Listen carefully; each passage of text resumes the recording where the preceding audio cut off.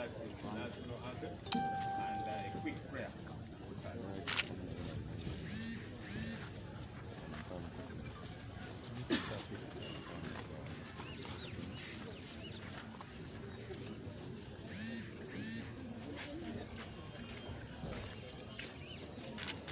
Oh, Uganda, may God uphold thee.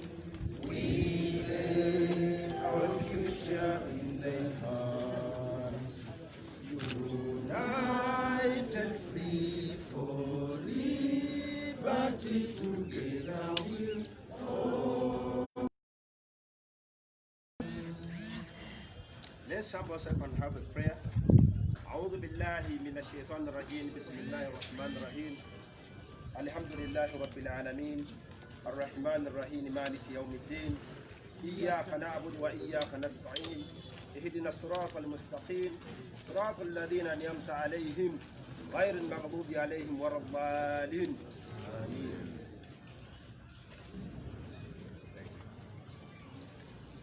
I hope you all understood the prayer. I think he was praying that the press conference goes well and everything else. Thank you. Please take your seats.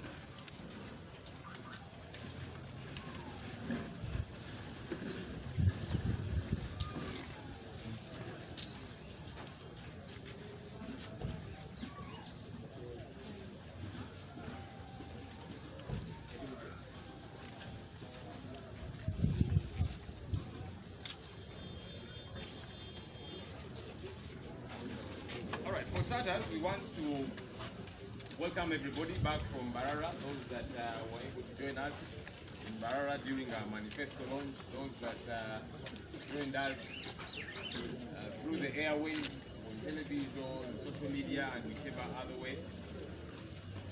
Welcome back, and thank you for everybody that played a critical role to make sure that that event gets to be a great success. We want to say thank you to the people of Mbarara for the warm reception, for the love, for the boldness that they have, because that's the backyard of Mr. Tibuhabura. So for them to come out boldly and say, even though this one here is our fellow resident, we have had enough of him, we want change. So thank you, and we are hoping that as we keep moving, all will be well. We are set to begin our campaigns for our presidential candidate, the Honorable Kyagulanyi Ssentamu Robert. That campaign process is actually meant to begin today, but there was a slight delay on the part of the EC to confirm our program because about 2 candidates had not forwarded their programs for the harmonization. But the EC told us, let's move, because we shall not wait for those that have not handed in theirs yet. They might take another month before they do. And so we are good to go. So we made a slight adjustment by just 1 day. And so what's going to happen today, our presidential candidate, together with the team that he will be with, is going to set off to head for northern Uganda. Tomorrow morning, the very first campaign is going to happen in Pakwach. Thereafter, the team will head to Nebi, and then the day will be closed in Arua. So that is tomorrow. Pakwach, Nebi, and then Arua. And the other days for the entire week, for 7 days, our presidential candidate is going to be in various parts of northern Uganda to connect with the people there. We felt it important to start with northern Uganda because truth is, for very many years, northern Uganda has felt left out, has been left out. Northern Uganda has been detached from the rest of the country, right from the time of the war. The war ended, the LRA insurgency, but to date, those people are not treated like they are Ugandans as well, like they are part of this country. When you go through northern Uganda, you look at economic development and how it is very wanting. You get to see many young people that have been to school but are struggling with finding a job. You get to see people whose land has been grabbed, people who are suffering in a state of despondency. And so it was important for our presidential candidate to start in northern Uganda and connect with those people and inspire hope in them and let them know that northern Uganda can also get better. Northern Uganda can get to be a full part of Uganda like the rest of of everybody, and that's why we thought it important to begin with northern Uganda. People who are very hungry and zealous for change. Now, as we begin our campaign process, one, we make an appeal to the Electoral Commission, which is the superintendent of the entire electoral process. Please be in charge of this process. As the superintendents of the process, please take charge. We are hoping that police and the other armed forces will not interfere with our program. We handed this program to the Electoral Commission, which is in charge, and they gave an okay. So we are hoping police, different people that we shall meet in the field, will not give us trouble, will not disturb us, that they will not beat our people. We are hoping that what happened on nomination day that left the number of us injured will be the last time that gets to happen, that the entire campaign process will happen peacefully. We want change, and want that change to happen peacefully and within the law. That's our pledge, that's our promise as the National Unity Platform, and that's why we said, now that there's an upcoming election, let's rally people around that and make sure our change gets to happen in a peaceful manner. So we are hoping that everybody will cooperate.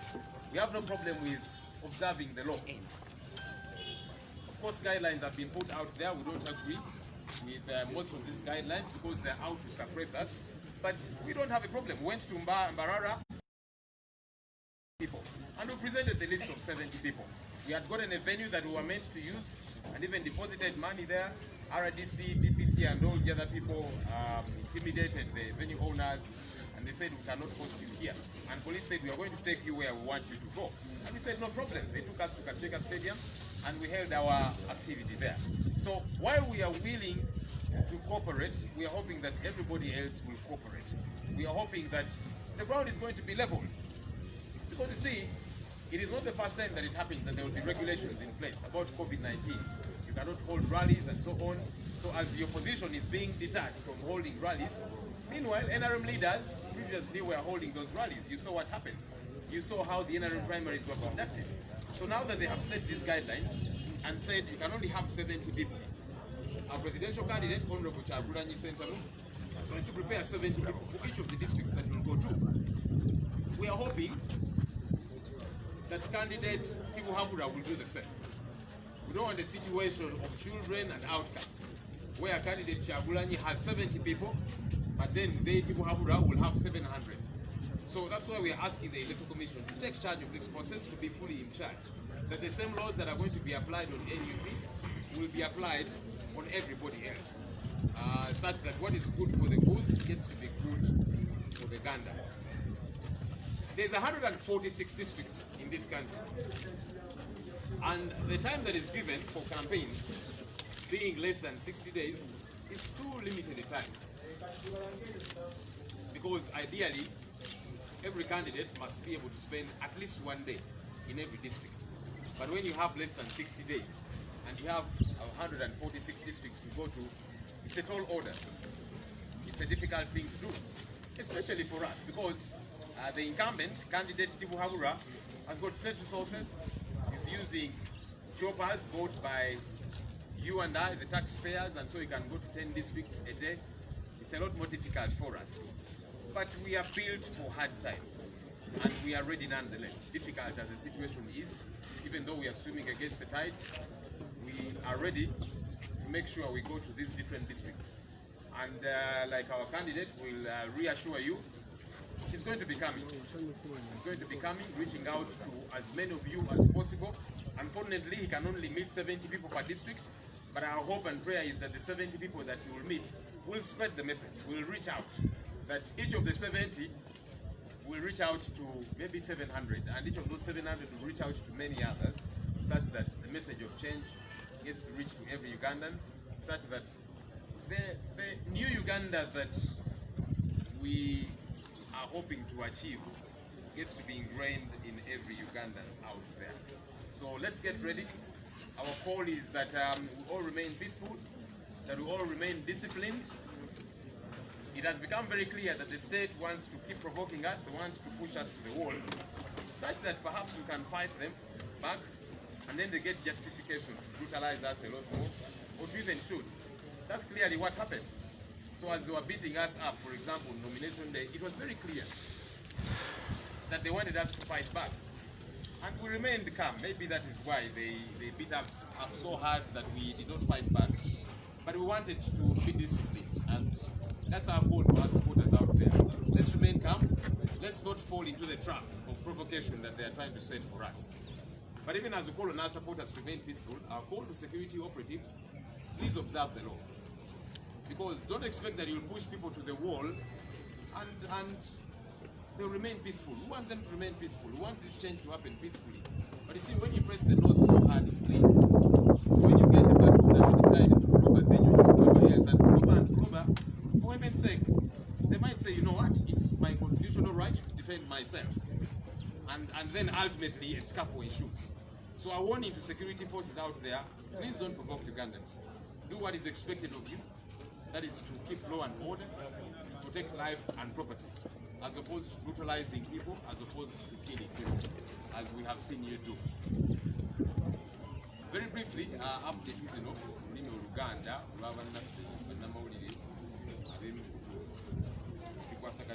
Uganda, twagala okwaniriza buli omu yatindika olugendo n'agenda naffe embalala gye twali nga tutongoza manifesto yaffe era katusuubire nti buli omu afunye akaaganya agasomamuko mu manifesto yaffe tukitaddeyo ku mitimbagano katusuubire nti tunasobola ogisomamuko mulabe Uganda empya kikyefaanana mulabe nti Kyagulanyi bw'agamba nti Uganda empya kikyabategeeza katusuubire nti munasobola ogisomamuko abanasobola ogivuunula banaffe ab'ennimi ez'enjawulo basobola ogitegeera ensonga eyo mugikwasaganye nga naffe kutugezaako okikola ekyo. Twagala okwebaza bannaffe ababeera mu mbalala abatwaniriza abatulaga obwagazi abalaga presidential candidate waffe Honorable Kyagulanyi obwagazi. Omanyi Muzeeyi Buhabulwa agenda n'agamba nti mbalala yange yensibuka eyo mu West bonna bonna nze gubwangira naye ate mwattu abantu eyo mu West balagako ekyenjawulo bagamba nti newankubadde Muzeeyi Buhabulwa neighbor waffe yakulira eno naye tumuwadde chance emyaka 35 akoze kyasobodde okukola naye ate bingi ebimulemye bagamba katugezeeko omuvubuka ono envuumuulo Kyagulanyi Ssentamu Robert atutwale mu maaso. So twagala okwebaza bannaffe ab'omu mbalala mu Western Uganda mu bitundu ebyenjawulo ebitundu by'eggwanga ebyenjawulo mwebale twagala mwebale tulaga buwagizi nti ate kati mututisse omugugu okulaba nti tetubayiwa okulaba nti Uganda empya eno gye tusuubiza tugituukiriza. Kampeyini zaffe zitandise tubadde tulina tandika lunaku lwa leero naye bwe twateekayo campaign programu zaffe eri akakiiko ebyokulonda balwawo okukonfaminga ate nga obuzibu bwava ku bakandidates twakitegeddeko nti bakandidates babiri babadde tebannateekayo programu zaabwe era akakiiko nga kakyagezaako okuzirinda bahamunaizinga awamu naffe naye twabasabye batukirize ffe tutandike kubanga bwe tunaalinda bali abatannateekayo programu zaabwe bwe banaziteekayo nga bawaddewo omwezi nga bba ekyabwe jasi kyakulemesa so akakiiko katukkiriza tulumbe tutandike. So tumaliriza press conference yaffe eno presidential candidate waffe Kyagulanyi Ssentamu Robert ne ttiimu gyagenda otambula nayo bagenda kusimbula okuva wano okugenda mu mambuka g'eggwanga. Olunaku olw'enkya ku makya ttiimu egenda tandikira Pakwaki enaava Pakwaki olunaku lwe lumu egenda Nebbi then olunaku luwunzike nga ttiimu egenze mu Arua olunaku olw'enkya olwokubiri era n'ennaku ezigenda okuddako okumala wiiki namba presidential candidate waffe ne ttiimu gyagenda okuba nayo bagenda kubeera mu mambuka mu Northern Uganda mu bitundu bya Northern Uganda ebyenjawulo. Ffe nga NUP twalabye nga kikulu okutandikira mu mambuka mu Northern Uganda. Lwaki? Amambuka ga Uganda oba Northern Uganda okumala emyaka egiwerera ddala babadde mwatunga bo bayisibwa nga abatali bannayuganda okuva mu biseera by'olutalo olwa Joseph Kony nga bo bagamba naye titwaza lwaki temutufaako lwaki fe ababonaabona olutalo lwaggwa era bw'ogenda mu Northern Uganda oyinza okwebuuza ye bano nabo bali mu Uganda lwaki bo tebafiiriddwako lwaki gavumenti yaffe eno bannaffe abali mu mambuka tebabayisa nga bannayuganda olaba ebyamalwaliro, olaba ebyamasomero, olaba ebyenfuna, olabira ddala nti Northern Uganda yo yalekebwa emabega. So ffe nga NUP tugamba nti bannaffe abali mu mambuka twagala bazzaamu ssuubi, bategeere nti mu Uganda empya Northern Uganda nayo egenda kufiirwako, nti Northern Uganda nayo bannaffe abali mu mambuka bagenda kwerabanga bannayuganda nga bannaffe abalala. So okutandikira eyo bazzeemu essuubi, tubalage ki gavumenti ya Kyagulanyi Ssentamu Robert Honorable kyegenda okubakolera.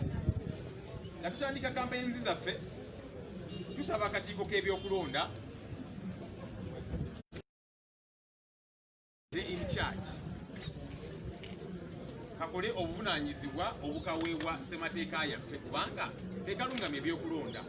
So katusuubire nti poliisi, ab'amagye tebatataganye programu zaffe eza campaign kubanga kati tulina presidential candidate awandiikiddwa mu mateeka era akakiiko k'ebyokulonda tekamwinako obuvunaanyizibwa. Katusuubire nti akakiiko k'ebyokulonda nga bwe kagamba nti keetengeredde kajja kusobola okukugira abapoliisi, ab'amagye okulemesa campaign programu zaffe kubanga katulina candidate era campaign zikkirizibwa. So akakiiko k'ebyokulonda tubasaba obuvunaanyizibwa bwammwe obukwasaganye nga bwe kirina okubeera. Abapoliisi, ab'amagye ate tebabasinza amaanyi nga bwe kyali mu consultations kubanga akakiiko k'ebyokulonda kagamba consultations mu mateeka zikkirizibwa tugende mu maaso, naye ate poliisi n'amagye bo ne bagamba temujja zikolayo, akakiiko ne kasigala nga kali awo. So katusuubire nti akakiiko k'ebyokulonda bwe muba mugamba nti mwetengeredde campaign programu yaffe eno enaaweebwa ekitiibwa nga mulungamya abapoliisi n'ab'amagye bawe campaign programu yaffe ekitiibwa nga bwe kirina okubeera. Ffe nga NUP tuli bampisa era tuzze tukiraga waawo gavumenti tero tusiiga ebisooto, tero tusiiga akasa, abo bakavuyo bafujjo naki, naye ate bannayuganda balabira ddala ani akola effujjo, balabira ddala ani akuba bannayuganda, ani akuba abakulembeze ne batuusaako ebisago nti lwaki omusango gwabwe kwagala nkyukakyuka. Era jjo juuzi baali batukuba nomination day nga bagezaako tusoomooza nga baagala batukuba ennyo naffe tubaddize kati awo bafune ekyokwekwasa batukubire ddala n'amasasi kwotwadde.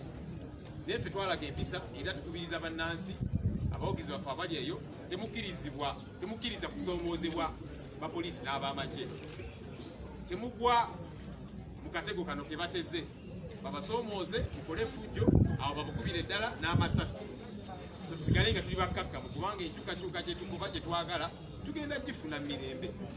Ate mu buufu bwe bumu tukubiriza n'abapoliisi n'ab'amagye watu mukuume emirembe. Abawagizi baffe waawo tubagamba bakuume emirembe, naye ate ennyindo bw'oginyigiriza ennyo ejja omusaayi wakati munansi togenda mukuba omukube ng'ali awo jasi atunula. Ayinza okugamba omanyi ssemateeka yaffe enzikiriza okwerwanako okutaasa obulamu bwange, ate naye neyeerwanako kakati ne wabeerawo obuvuyo okubagana kyetutayagala mu ggwanga lyaffe. So abapoliisi n'ab'amagye tubakubiriza mukuume emirembe, mugoberere amateeka nga badde kibeerawo nti presidential candidate buli omu alina okuba nga amala wakiri olunaku lumu mu buli disitulikiti. Naye nga tulina ennaku ezikka wansi w'enkaaga, disitulikiti ziri 146 ng'ate tulina oziyitaayitamu zonna awo waliwo obuzibu ye zaakozesa ffe ze tutalina. Naye weewaawo tugamba nti tujja kukola ekisoboka kyonna okutuuka bannayuganda gye muli kubanga eyeweeza omumba bwe bazikuba. So naffe tunywedde nti newankubadde tugenda kampeyingira obuzibu obw'ekitalo, naye bannayuganda bali emugume gye muli yonna. Presidential candidate waffe Kyagulanyi Ssentamu Robert Honorable ajja batuukako buli ngeri byonna. Mwebale nnyo, mwebalire ddala.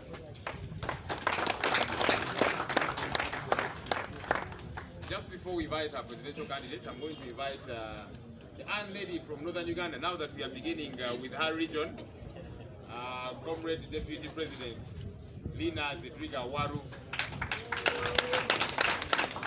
People power! Power, power! Our power! People power! NUP! Everywhere! Everywhere! NUP! In Pakwach! NUP! In Nebi! NUP! In Arua! NUP! in Yumbe, and everywhere. Northern Uganda, Moroto. We have started. Your Excellency, the President, the honorable members of Parliament here present, the Secretary General who is working day and night, and the battered but strengthened Honorable Senor, and you, our gallant eyes and ears, the press, our default. I should actually right now be in Arua. I'm here by mistake because I had to be in Mbarara physically. I went to Mbarara in solidarity. I went to Mbarara to make the history and be part of it. There's no way, even due to public demand, we can repeat that. My sister, you are watching, Honorable Jolie. You made us very proud. The people of Arua, the people of Pakwach, I know since yesterday when we got the news very, very late, you did not sleep. Let this fire continue. Let this fire continue. Orio, Orio, Orio, Oritia. Oritia. Oritia. Orio. As in President Museveni, there's Oriti. Kale Oriti. Yes. Origality, no Oridio. We have set off. We have set off to come to West Nile. We have set off to tell the people of Uganda the creation of a new Uganda is possible and it has started. We are calling upon each one of you not to wait, but to do your part. To do your part in terms of making sure you demystify fear. I do not have fear anymore.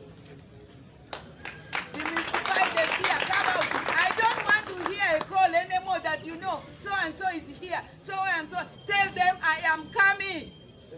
Tell those people actually to leave Arua, they have no business in Arua. Unless if they have come in solidarity with us. Very briefly, what we have just seen is the power of the people. It is unstoppable. I'm reliably informed, my father was a historian, that when the locomotive was invented, it was invented by a man. Women, let us not, start arguing here over the gender. It was invented by a man. And his wife doubted him. Said, whatever machines you are working with, will this thing move? She doubted it. He said it will move. It will not. You are wasting my time and so on. So when he was done, he invited her in and said, let us start the journey. And when the locomotive started moving, she started, will this thing stop? Will this thing stop? Will this thing stop? And that's exactly where we are. If we have started, will we stop? No. We will stop as and when we want to stop. And that's when we have delivered. I don't want to waste time. It is time for action. We are in the book. We left Lamentation. We are in the Acts of Apostles and moving to Revelation. Yes. Our before mini, Ameta Dibo, Ameko Dibo, Amaki Urikoko, and you are money let's it at electricity. Uganda, Arua Dayo, Tado, Amaketi, Urisi, Tama Adi yo Amemuki and Ratamba Mabeno Dite.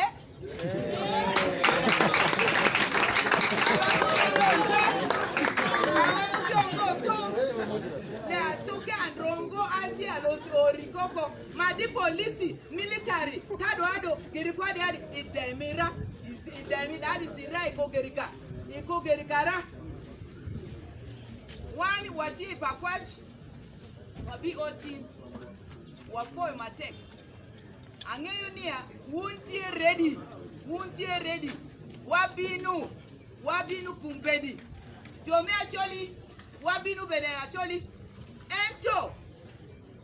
Lok wamiru nyanguni districts in Uganda, there are 146 districts in Uganda. Ayolekedde Arua Okutandika. We have only 52 days. Please, you will understand. It was done in the most malicious way. We got our notice yesterday very late, and today we are ready to take up this. You will definitely be able to follow us in whatever way, because there are only 52 days. But in our hands, in whatever way we can, we will reach all those districts.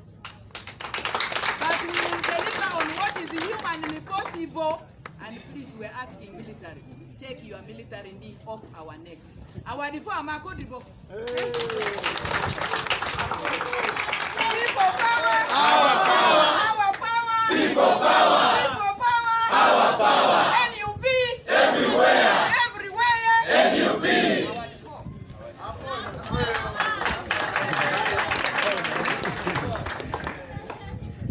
Our default Angiri.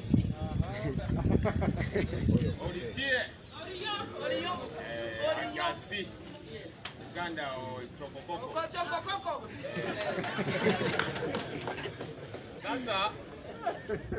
Sasa hii ni Afrika Mashariki. Umeona? Wananchi wetu wa Uganda yote tumekuja leo, tumekuja kwa West Nile. Yes. Tumekuja presidential candidate yetu Robert Kyagulanyi Ssentamu amekuja kuongea na wa Uganda wa Pakwach, wa Nebi, wa Arua, wa Uganda yote district yote. Tumekuja kuona wana Uganda wetu wanataka Uganda mpya. Umeona Uganda mpya? Uganda mpya is a new Uganda, and that's what we are coming to have a discussion with Ugandans out there about. Allow me now to invite a gentleman who surprises many, and that's the way things should be. Because one would think that it should be a Feromze, it should be a big man, it should be a soldier, it should be, I don't know what, to take on Mzee Tibuhaburwa. But Ugandans are saying, no, we are ordinary people. We are ordinary, many of us are young. Many of us are not soldiers, and so want someone like us to represent us and take on Mzee General Tibuhaburwa. Your Excellency, sir, presidential candidate for the National Unity Platform, Robert Kyagulanyi Ssentamu, you're welcome to address us.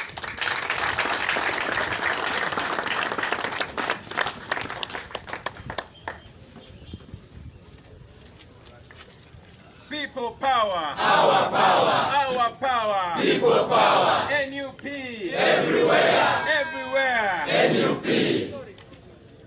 Yeah. Thank you very much, my brother Joel Senyonyi, the bombardier.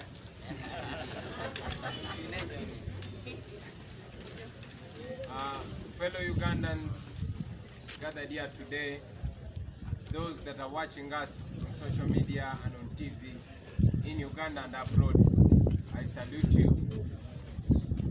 I congratulate all of you, ladies and gentlemen, because it is you. It is your relentless energy. It is your support. It is the confidence that you put in us, and it is your words of encouragement that have gotten us here today. So I salute you. I want to welcome all of you from the nomination day. It was a historical one. There was every intention to break our will. There was every intention to weaken us. There was every intention to intimidate us. And yes, even before that day, there was every intention to block us from nominating. But here I am speaking to you as a fully nominated presidential candidate.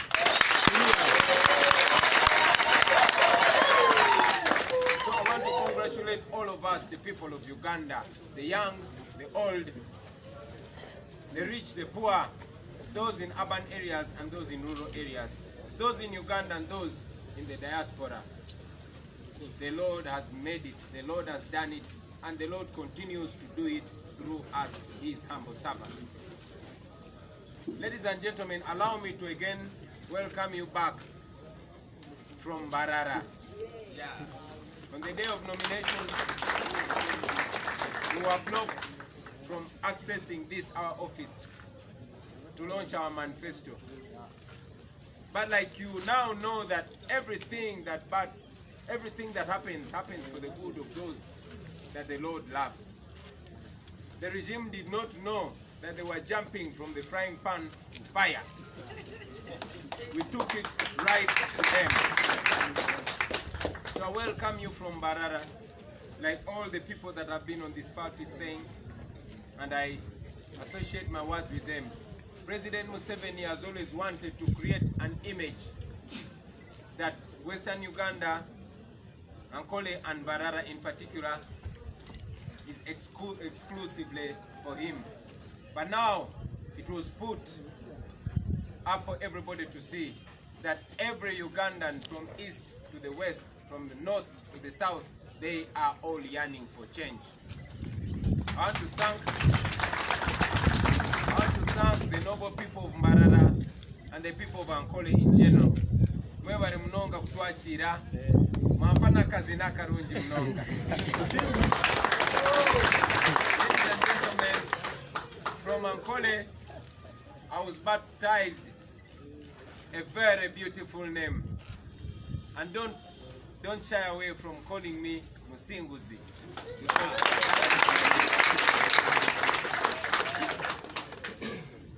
And now, we are standing here to inform the world that we are starting our journey, a journey at the end of which must be in State House in Terry.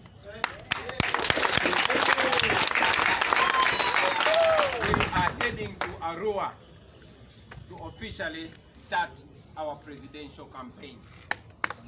Why Arua? As all of you know, that some 2 years ago, I was supposed to be a dead man in Arua. There was an assassination attempt that unfortunately took the life of my driver and friend, Yasin Kauma. Many people, including our sister, Naita Sarah, and others were brutalized. The regime did every evil thing to us, but by the grace of the mighty God, we are still here and only getting strong. So we are coming to Arua to prove that what does not kill you only makes you stronger.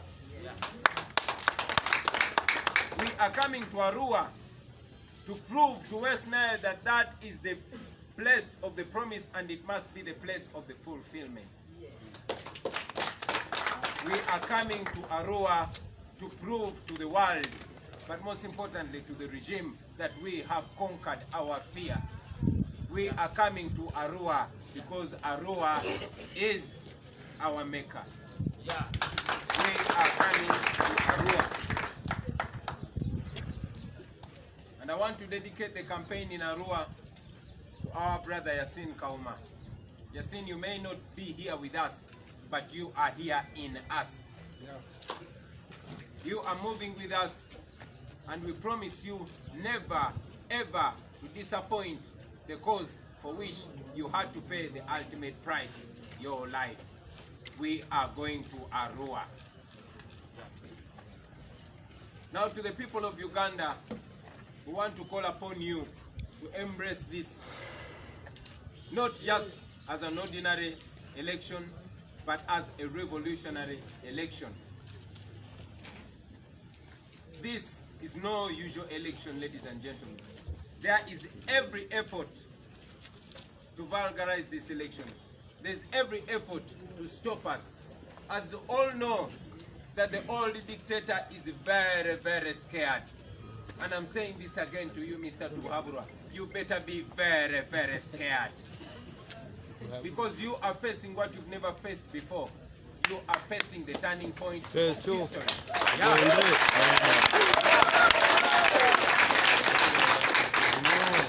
Just like it was said in the Bible, when the Pharaoh of Egypt was holding the children of Israel, the Lord said, "Free my people," and Pharaoh refused.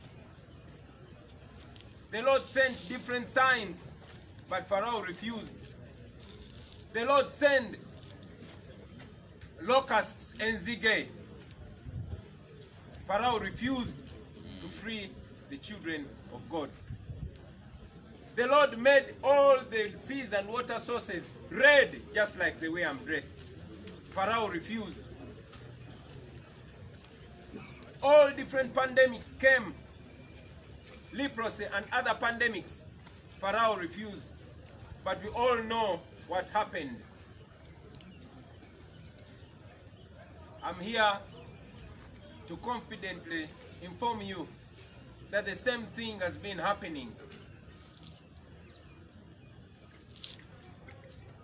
God has been telling Museveni, "Free my people," and Museveni refused. God sent all kinds of signs, but he refused. God sent locusts to Museveni. Museveni refused. God sent pandemics like the COVID-19 we are facing today. Museveni stubbornly refused.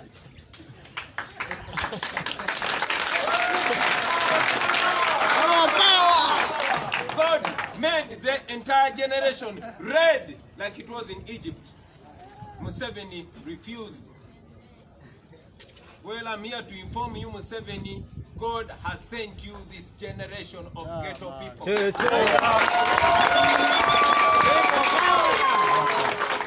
to confirm this to you, the people of Uganda, God sent a Moses to us.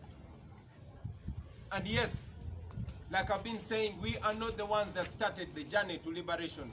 There was a Moses. I come before you as a Joshua to deliver you to the new Uganda. Yes! So be ready to go to the new Uganda. I want to ask all of you, ladies and gentlemen, the journalists and the free citizens that have taken it upon themselves to relay and communicate whatever is happening in this our beautiful nation. Don't stop. These people have guns, they have bombs, they have tear gas, but they fear the camera. So don't switch off your camera. All eyes of the world are on Uganda, and that is what is so to all of you that are covering these events live on Facebook and on other social media channels, all of you covering freelance, and yes, all of you the noble journalists that are covering, do not stop. The generation depends strongly and solidly on you.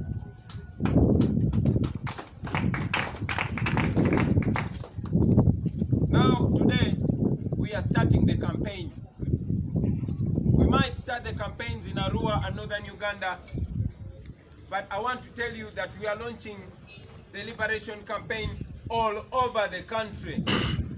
For those of you that are not going to be with us in Arua, make sure wherever you are, the people of Uganda are following. Make sure you're spreading the message. Make sure people are watching, because this message is not only for one region, it is for all regions. For the first time, we share common problems, common challenges, and yes, we have a common destination that we must all go to.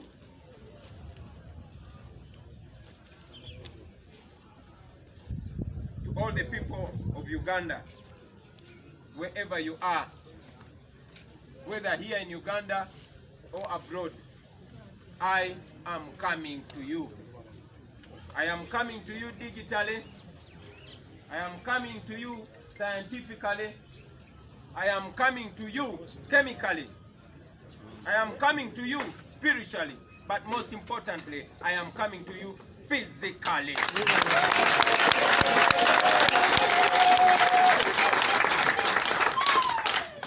To all the boys and girls in Arua, my Chadi, I am coming to you. To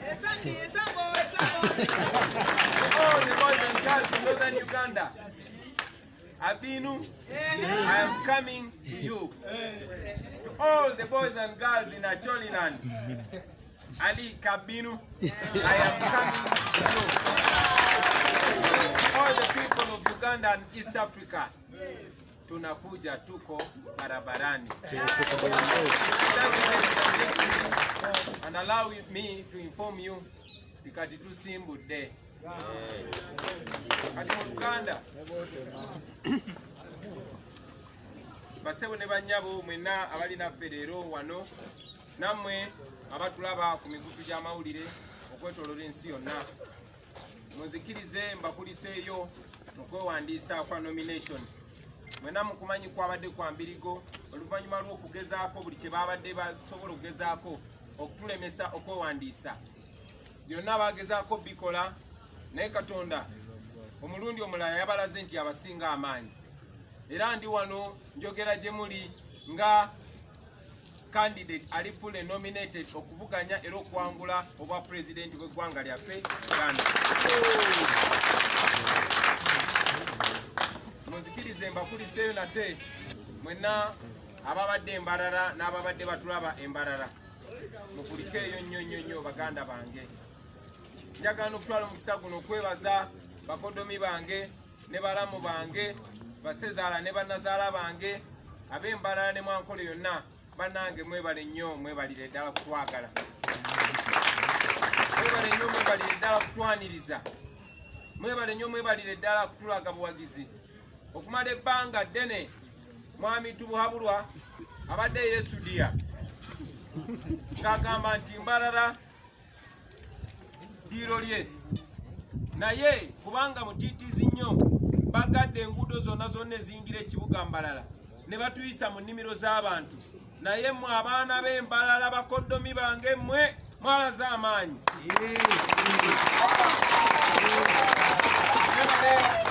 mwebali edda kukumira miggo mwebale kukumira tiyagasi mwebale kutindiga ngendo ne mujja mu 10 ne mutwaniriza mwebalire ddala. Njagala okubebaza okumpa erinnya eddungi bwe lityo basebo ne banyabo yenze musinguzi kitegeeza omuwanguzi. Wano mu Uganda tulina enjogera egamba nti erwanira obuko ekuuka ejjembe. Awo twabadde ku buko era nga sinza butakuuka jjembe. Oba bakodomi bange ne balamu bange ne basezaala ne bannazaala baŋŋambye nti ndi muwanguzi kati gwani alina kyaŋŋambye kirala. Oba bakodomi baffe ab'omwankole bagambye nti tuli bawanguzi kati abalala ki kye batugamba.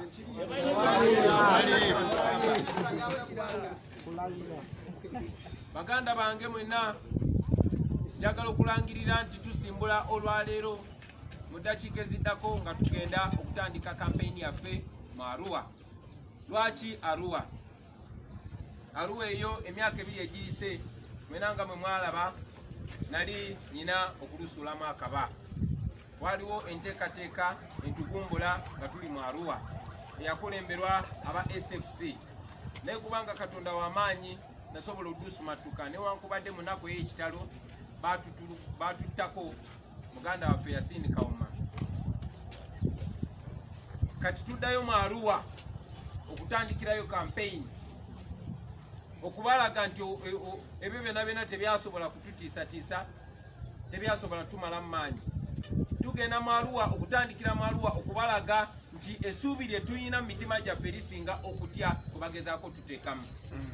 Tugenda mu Arua okubalaga nti mu Arua gye waali ekisuubizo era mu Arua gye wagenda kubeera ekituukirizo. Tugenda mu Arua okuwa baganda baffe abattibwa n'abo abaasibibwa n'abatulugunyizibwa ekitiibwa. Tugenda mu Arua okuwa Yasini Kawuma ekitiibwa n'okumukakasa wadde Yasini tolina ffe leero naye twagala okukakasa kyali wange nti wadde tolina ffe leero wadde toyimiridde naffe leero wano oyimiridde mu ffe. Era tukusuubiza nti tetugenda kuswaza tetugenda kutiiririra era tumanyi nti oli kumpi ne Katonda mutusabire atubeereremu ku mulundi guno. njagala okunga mwenna Abannayuganda bannaffe abali eyo mumanye nti kuno okulonda kwe tugendamu si kwe kulonda okwa bulijjo. Eno mission yakujjako dikiteeta. Nkidamu eno mission yakujjako nakyemalira namukadde dikiteeta.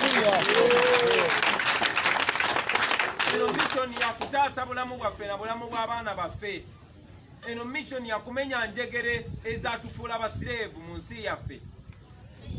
Kale nno njagala eno mugiyise, njagala kuno okulonda mugiyise ng'okulonda okw'ebyafaayo. Mumanyi bulungi nnyo tibafubye okutulemesa.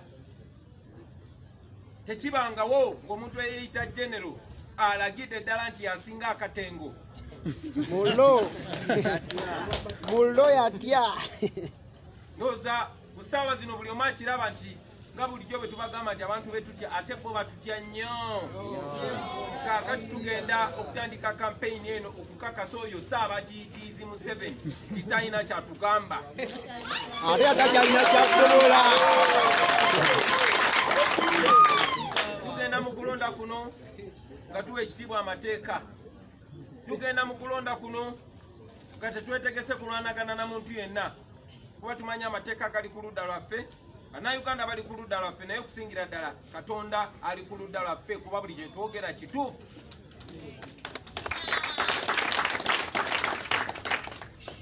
Tugenda mu kulonda kuno nga tumanyi nti tugenda kuwulana na buli kitongole kyonna ekya gavumenti.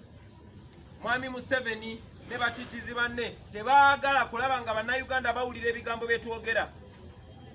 Bwe balwanyisa mundu na tiyagaasi na miggo, neffe tulwanyisa bigambo, tulwanyisa mazima. Kyova olaba tufuba nnyo okumakinga sure buli Munnayuganda awulira ebigambo bye twogera. Kubanga omuntu kasita omugula amaaso tasobola kuddamu kusigala nga musibe nate. Makasikave yatugamba liberate the minds of men and ultimately you will liberate the bodies of men. Okulonda kwa kugula bantu maaso. Naye kubanga Museveni atya nnyo mugula amaaso, agenda kufuba nnyo okulaba nga temuwulira bye tugamba. Agenda kufuba nnyo okulaba nga temutulaba nako. Kubanga bwe mututunuulira mujja kulaba nga tufaanana nga mmwe. Mujja kulaba nga tuli ba myaka gyammwe. Mujja kulaba nga tuli banaku bannammwe. Ate bwe tunayogera gye muli mujja kulira nti ebituluma nammwe bye bibaluma. Kati afuba nnyo okulaba nga temuwulira bye twogera nga temutulaba nako. Y'ensonga lwaki baagala tuyisa mu nsiko. Kati kaseera kano njagala obbasaba mwenna baganda bange, mwe bannamawulire nammwe Bannayuganda bannakyewa abaasalawo okwewaayo mutuuse buno obubaka ku Bannayuganda mwenna. Tudipendinga nnyo ku mmwe, twesigame nnyo ku mmwe. Mwe ababeera ku social media, mwe ababeera n'ebizindala eyo ku byalo, mwe abatuuka ku bantu kinnoomu. Eno kampeyini yeesigame ku mmwe baganda bange. Bano abazeeyi b'ebbama baali balowooza nti banagamba scientific campaign bajja kuba batulemesezza. Naye njagala mumanye tibaagwa mu muzannyo gwe batategera kubanga eno generation ffe tusibasinga ogitegeera. Njagala okapunga mwenna gye muli mu making sure buli ekigenda mu maaso kituuka ku bantu ate kituuka ku bantu bonna. Mwe baganda baffe abali ku Facebook, social media n'ebitu n'emikutu emirala gyonna tubasaba pages zammwe n'akawunti zammwe muziweeyo ku lw'Abannayuganda. Bye twogera tebiwemula, bye twogera tebisiga bukyayi. Ekyo ky'osobola okukolera generation yo, making sure obeera nga munnamawulire. This is a message of liberation. Kindly let it flow through you. It is not a crime. Okulaba nga buli ekigenda mu maaso kiri mu buli ggwanga lyonna lyonna. Badikiteeta bangi baviiriddeko ku social media. Tetwagala balinda ku lunaku lwa kulonda bajjeko social media. Tubatandike kati. Batuuke okujjako Facebook nga buli Munnayuganda abuuse. Ekyo tusobola okukikola baganda bange, tetusobola kikola.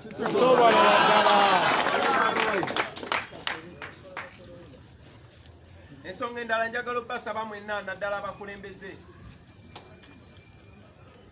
Deputy waffe Mama Lina Zedriga atutegeezezza nti twavudde ku level eyo kaaba tetugenda kaaba twagenze mu bikolwa ekitabo kya lamentation twakigadde ne tugula ekitabo kya acts era obubaka bwaffe ne Uganda empya gye tubadde twogerako twagitadde mu bigambo ebitonotono mu manifesto yaffe twagala obbasaba mwenna abasobola temubitunuulira butunuulizi ensonga ezo ze tuyimiriddeko twagala muzitunuulire muzistadinge abasobola okuvunula manifesto mu nnimi endala abasobola ogikola mu audio abasobola ogizanya mu comedy abasobola ogiyimba mu nnyimba mutuyambe mu bunye buno obubaka kino kyekisuubizo kyaffe yene endagaano gye tukola nammwe bannayuganda.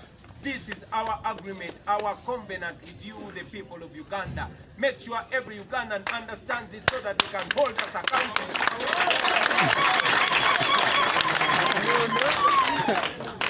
Uganda aliyeyo twagala be tubasuubiza mu binyonnyola abantu bonna basobole okulwana okutuuka mu eyo Uganda empya ate baba nabo batuuse mu eyo Uganda empya twagala bamanye nti tulina be twabasuubiza era twagala babibanje. Kale no mutuyambe manifesto eyo ebune eri abakulembeze ba NUP mwenna ku mitendera egy'enjawulo. Tugenda kutandika campaign eno mu Arua. Neno campaign tekoma mu Arua oba mu Northern Uganda yokka. Twagala buli lunaku olwa campaign oba tutuuse gye muli oba tetunatuuka lubeere lunaku lwa campaign. Muba muwada ab'Ekyaddondo, muba Ssegirinnya ab'Ekawempe, emityane wa Muganda agezaake n'ebitundu ebirala byonna mu making sure buli lunaku lubeera lunaku lwa campaign. Bano abantu njagala tubatamye scientific campaign eno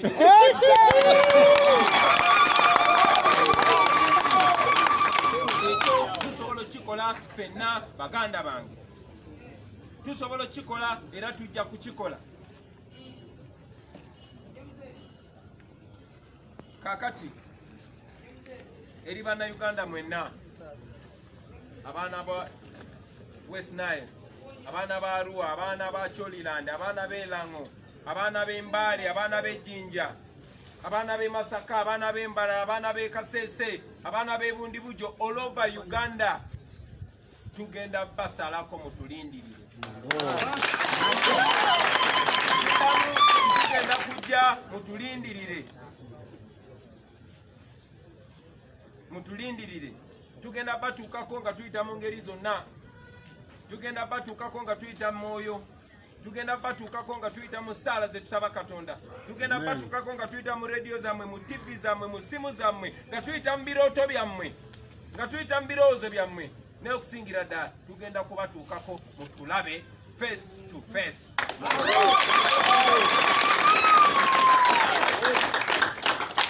Munzikirize ne kino kibagambe baganda bange nga tukulawo campaign eno.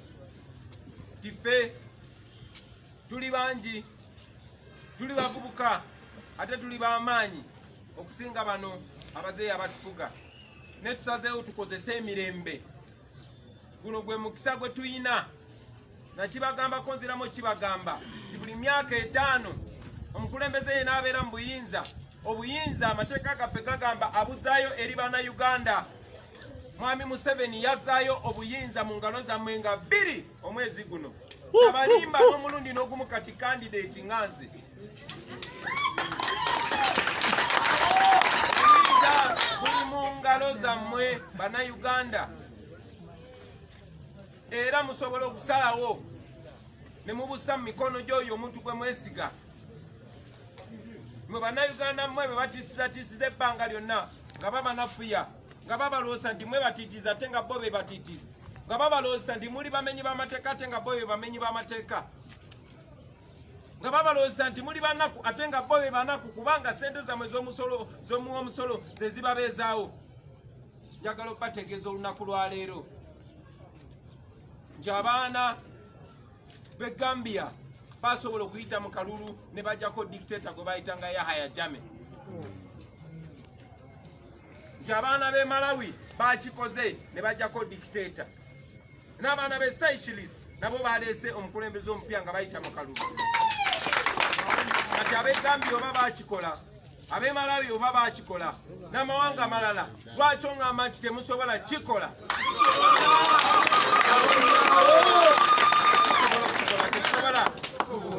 tusobola okukikola tetusobola tugenda kukikola tetugenda kikola katonda n'ensi yange mwebale nnyo mwebalire ddala amaliriza muganda wange.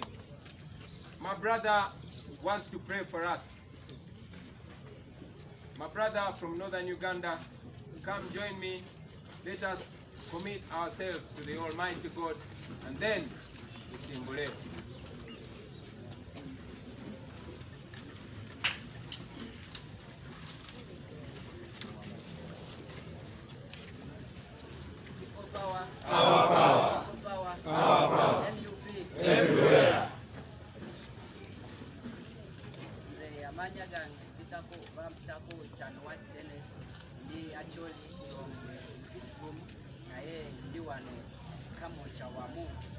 namwe mbadde maze ebbanga naye nga kinumanyo ndaba okulembeze waffe TV naye nga njagala nnyo okumutuukirirako nange mulabeko face by face naye leero ndi naye neebaza mukama olwekyo so saba tusabire okulembeze waffe olugendo lwe lube lulungi yonna yonna gy'anaayita mukama amukwatireko genda wamu tube bulungi. So tugenda kusaba genda kusabako mu lulimi lwange lwakyole pero afoyi baba afoyi yan ina ikan la ina ikan itwer jemi weng afoyi rot amiritel la tela twa eni baba yo pera weng du kama bi woro wot kede mag yo pera weng baba wot kede yo moi kan imartien itel yo baba kilu don mapol weng ma tike dikachel ko be en afoi lala itelwa wande ma donka ibe kedwa kacheli martinwa lewa kama adi gori baba be kedwa kare wen du yo pa kwini eni ikwak lala en baba ikwak lawa en baba ikwak ben baba yan ina ikan lala dok ina ikan woro kedwa ina ikan miyo go bodwa dok ina ikan miyo kina chama kina mara bodwa yo wen du chwa kere ki ina engeo dok ina engeo tera makwa ina ebet kedwa baba la ditwa cha gwalan en baba akeri nyimi ina ikan twer jemi weng du chupiti yo mo ikan la rach satan wa toro tero ne nyimi Yesu Kristo yani ina ikan twer jemi weng du ina ikan baba tel wa baba tel la tera twa en baba cha gwalan baba tel yo baba yo berben maleng jemi weng du chu ba bitine wa toro tero ne nyimi Yesu Kristo ina ikan dok ina ikan twer jemi weng du chu baba bet kere kare weng du chu wa baba wa office en baba bet leng baba telwa baba ikom chawa eni baba mala ditwa chakula nchero ka won baba mi cher arwai ka bere weng duchu bekede wakone yo weng duchu ena rachetan ma ture yo mabal yo padano baba wakowa baba wako pala tera twa chakula ni baba bekede yo weng duchu pian ina ikani tera jo jemi weng duchu wakowa ina ela tera baba afoi road afoi mimi wakina chami jina mara wakowa ikara weng duchu baba yo weng duchu ina engeo dok ina yabo yo baba afui alego machef nying Yesu Kristo beti la tela twa chakula ni baba itel yo weng duchu na maubi o weng duchu baba afui baba afui nying Yesu Kristo alego machef nying Yesu Kristo amen.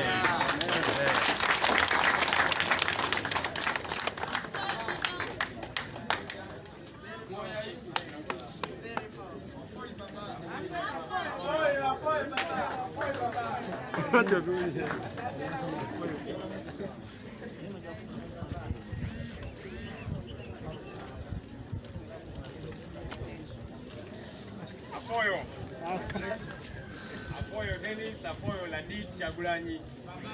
Baba. Ladid is pretty much the same as Baba. Ladid is an elder.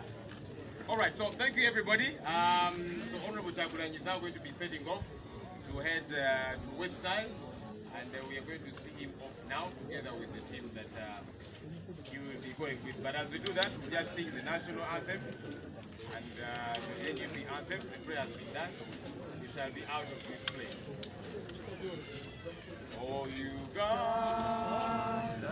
may go down holy. We lay our future in thy hands. United, free for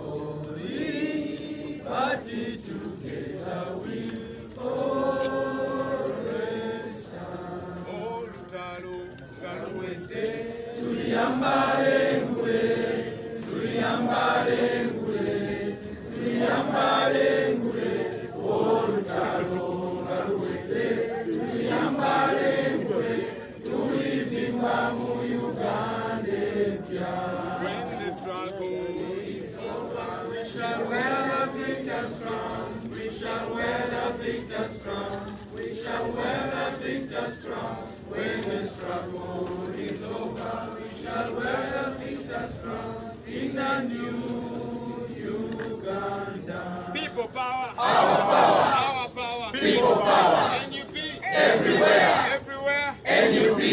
Thank you, everybody. Mr. President, you've seen good day.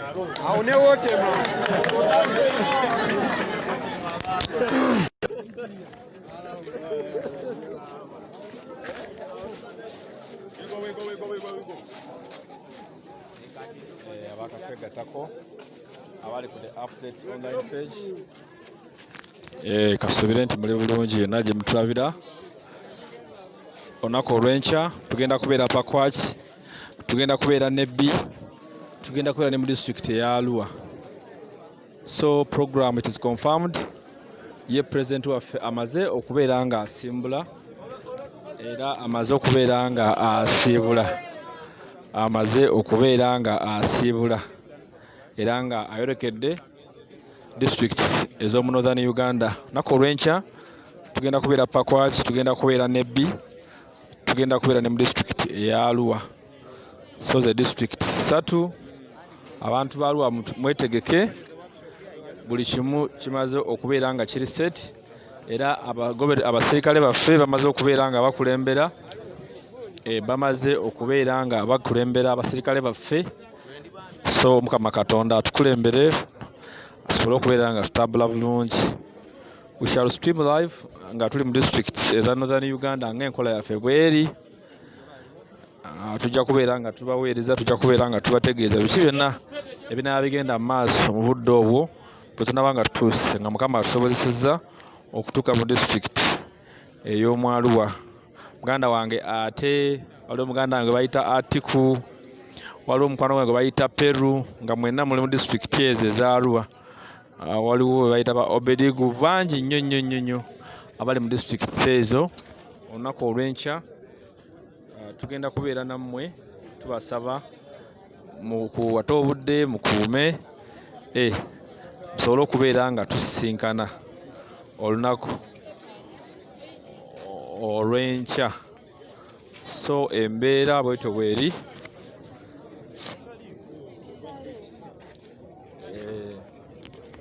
embeera bwetyo bweri.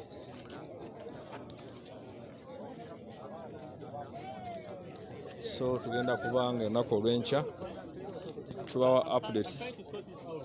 President amaze okubeera nga atula mu mmotoka ye era n'abikwerinda bonna nga mulaba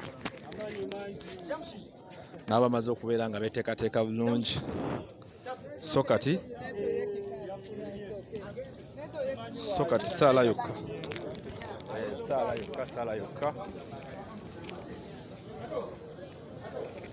so kati saala yokka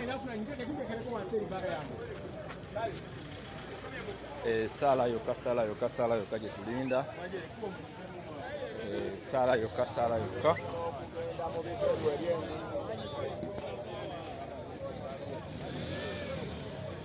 so embeera bwetyo bweri.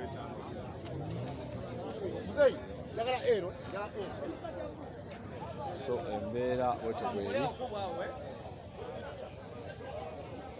maze okubeera nga buli kimu kyonna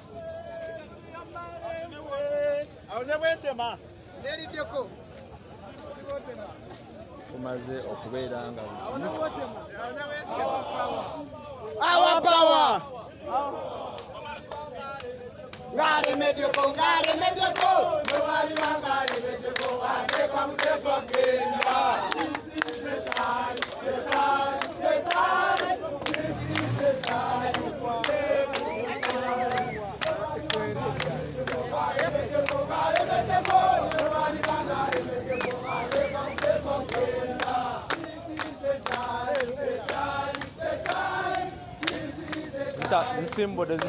zisimbudde.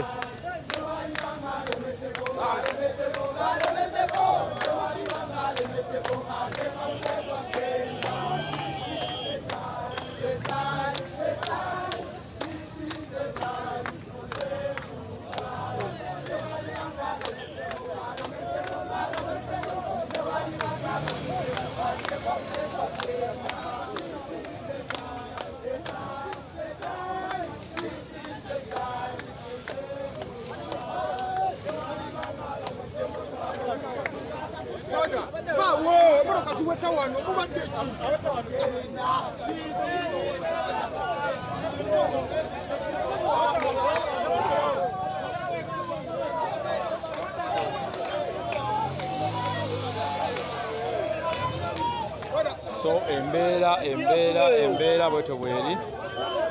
Embeera bwetyo bweri mukwano gwange atulaba wano ekikulu era nga olunaku olwaleero His Excellency Robert Kyagulanyi Ssentamu lwagenda okutandika campaign ze officially. Tugenda kusookera mu bitundu ebya Arua.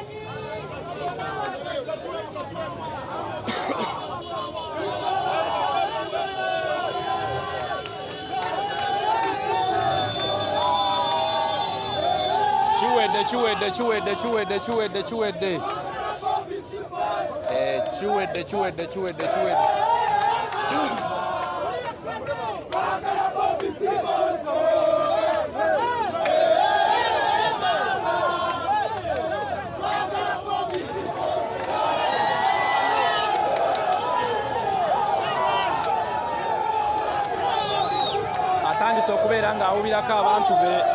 Atandise okubeera nga awubirako abantu be era obudde buno amaze okubeera nga asiibula abantu. Amaze okubeera nga asiibula abantu be, atandise okubeera nga abawubirako nti lwe lugendo okusookera ddala okuba campaign eziri officially.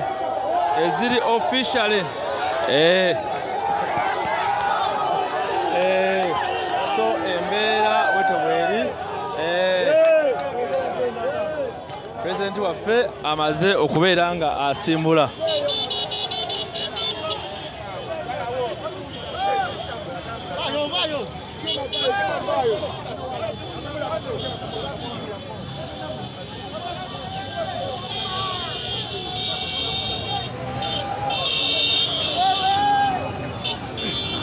So embeera bwetyo bweri.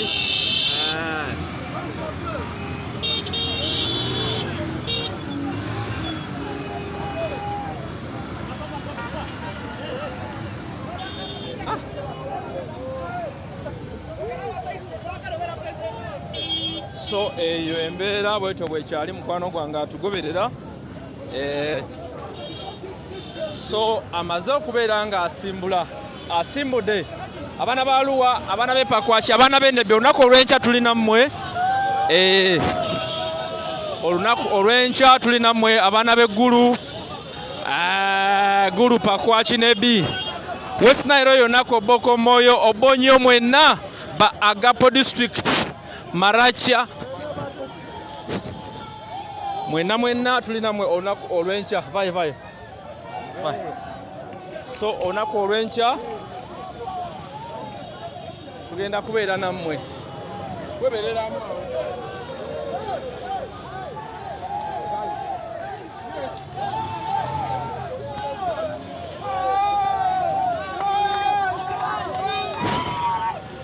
olunaku olw'enkya tugenda kubeera nammwe. Tugenda kubeera nammwe olunaku olw'enkya. Musabire President waffe atambule bulungi.